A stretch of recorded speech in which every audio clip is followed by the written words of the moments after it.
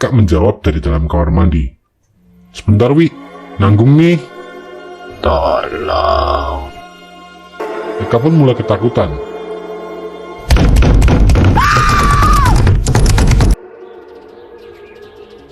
Kisah misteri kali ini menceritakan tentang Dewi dan Eka, mahasiswa yang baru di sebuah universitas, sebut saja X, dan baru saja pindah ke sebuah kontrakan.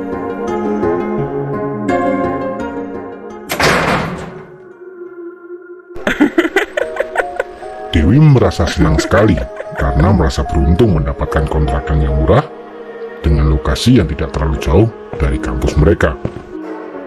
Meskipun Eka juga merasa senang, tetapi kekhawatiran terlihat jelas di wajahnya. Dewi pun bertanya kepada Eka apa yang dia khawatirkan. Sejenak Eka terdiam. Kemudian Eka pun menceritakan kalau dia teringat pesan kakaknya. Kakaknya sempat berkata, "Hati-hati kalau dapat kontrakan murah, jangan-jangan angker." Dewi pun tertawa terbahak-bahak dan menyuruh Eka untuk tidak terlalu memikirkan hal itu. Akhirnya, Eka pun mencoba untuk tidak terlalu memikirkan perkataan kakaknya. Dan mereka pun memutuskan untuk segera mulai membersihkan kontrakan baru mereka yang cukup kotor, karena sudah lama tidak ada yang menempati. Saat membersihkan rumah itu, pandangan Eka tertuju pada tembok dengan bercak-bercak berwarna hitam. Eka merasa jijik dengan bercak-bercak tersebut. Namun, Dewi berkata, "Mungkin cuma sekedar jamur itu. Udah lama kan soalnya rumah ini kosong." Eka pun berusaha membersihkan bercak hitam itu dengan sebuah kain. Namun, tidak bisa hilang. Dewi akhirnya memberikan ide untuk mencat ulang atau menutupi tembok kotor itu dengan wallpaper. Dan Eka pun menyetujui ide tersebut. Tidak terasa, waktu pun berlalu. Sudah hampir 1 bulan, Eka dan Dewi menempati kontrakan baru mereka. Suatu malam, Eka sedang berada di kamar mandi ketika tiba-tiba ia mendengar suara pintu terbanting cukup keras. Eka pun berteriak memprotes, "Wi, kamu nutup pintu gitu banget. Baru ribut ya sama pacar baru kamu." Namun, tidak ada balasan dari Dewi. Sesaat kemudian, terdengar langkah kaki mendekati pintu kamar mandi.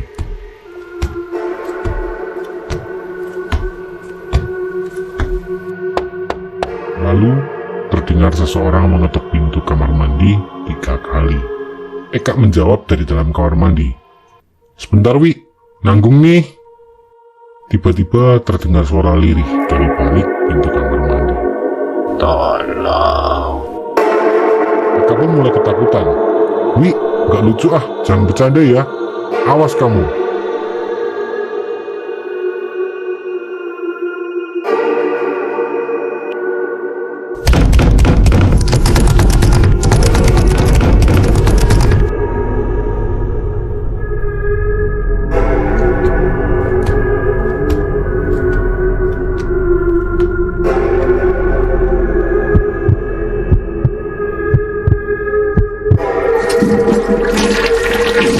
Buru-buru menyelesaikan kegiatannya di kamar mandi dan segera keluar dari kamar mandi untuk memarahi Eka. Belum selesai Eka memprotes, tiba-tiba Eka tersadar kalau ternyata tidak ada siapapun di rumah kecuali dirinya.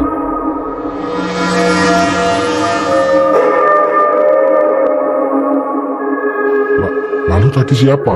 Pikir Eka dalam hati. Ketakutan pun merasuki seluruh tubuh Eka. Dan keringat dingin keluar dari seluruh tubuhnya. Tiba-tiba terdengar suara pintu terbuka.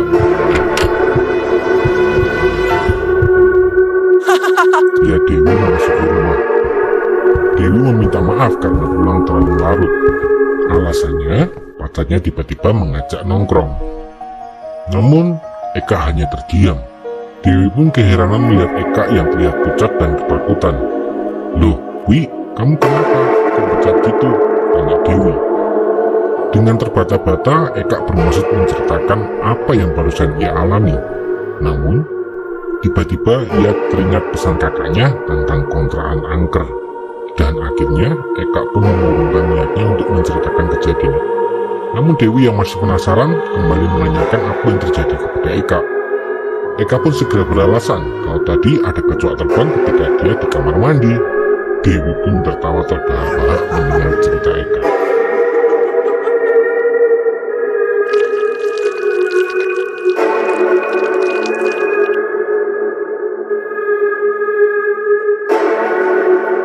Beberapa hari kemudian, terlihat Dewi sedang asik ngobrol dengan Miska, seorang teman kuliahnya di sebuah ruang kuliah. "Benar kamu kontrak di rumah yang di ujung jalan itu, Wi?" tanya Miska. Dewi pun mengiyakan, lalu menanyakan kenapa memangnya. Dengan sedikit canggung, Miska menjawab, enggak apa-apa kok, Wi." Dewi bertanya lagi, kenapa memangnya? "Jangan bikin penasaran dong, Miss," kata Dewi. Dengan ragu-ragu, akhirnya Miska pun menjawab, "Gak apa-apa, Wi. Cuma kok aku sering dengar kalau rumah itu angker, Wi." Dewi terkejut mendengar apa yang dikatakan Miska. Serius kamu?" tanya Dewi lagi.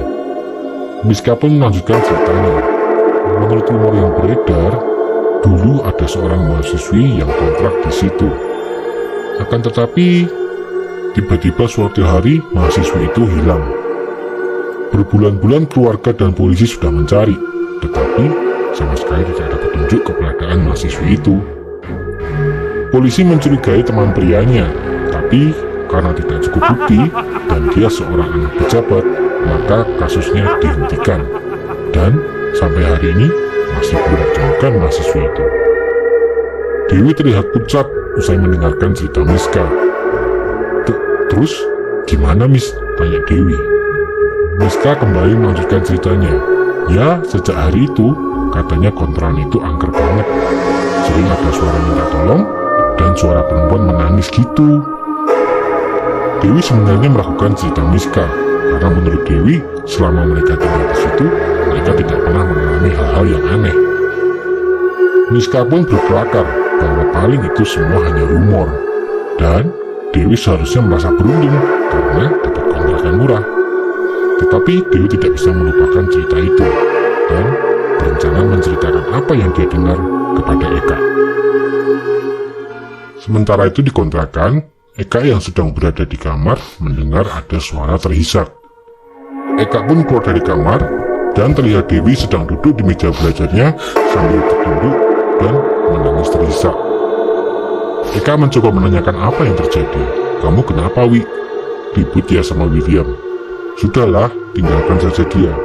Dia bukan cowok baik-baik, Wi," kata Eka. Tapi Dewi terus saja menangis. Eka mencoba menghampiri Dewi. "Ya sudah yuk, malam ini kita tidur bareng ya, biar kamu tenang," bujuk Eka agar Dewi tenang. Tangan Eka berusaha meraih pundak Dewi. Ketika tiba-tiba, "Kak, kamu ngomong sama siapa?" terdengar suara Dewi di belakang Eka.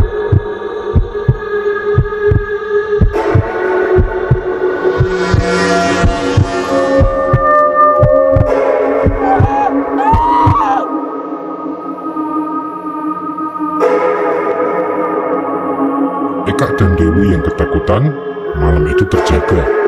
Mereka tidak berani tidur. Eka berkata kepada Dewi, "Wi, kita pindah aja yuk.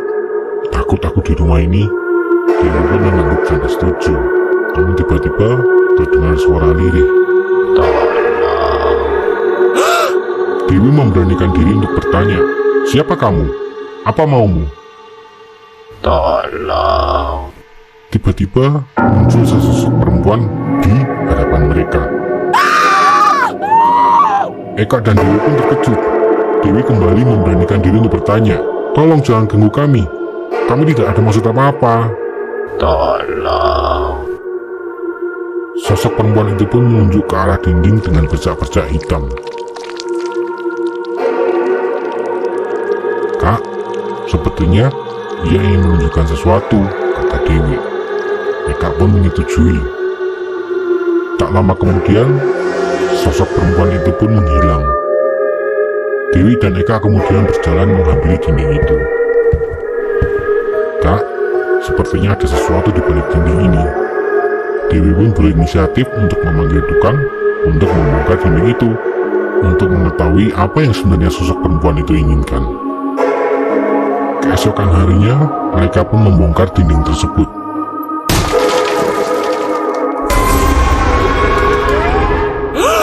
Betapa terkejutnya Dewi dan Eka ketika melihat di balik tembok itu ternyata ada sebuah cengkorak di dalamnya. Kemudian Dewi pun menghubungi pihak kepolisian. Tak lama berselang, polisi dan tim medis datang ke kontrakan mereka untuk mengevakuasi jenazah tersebut. Seorang polisi bercerita kepada mereka bahwa mereka juga menemukan sebuah dompet di dalam tembok itu. Beberapa hari kemudian, polisi itu kembali menemui Dewi dan Eka. Polisi itu menjelaskan kepada mereka bahwa setelah diselidiki, ternyata tengkorak itu adalah jenazah mahasiswi yang hilang beberapa tahun yang lalu. Dan dompet yang ditemukan bersama dengan jenazah itu menjadi bukti yang kuat untuk polisi menangkap anak dari pejabat yang memang sejak awal dicurigai, akan tetapi dihentikan karena tidak ada bukti yang cukup.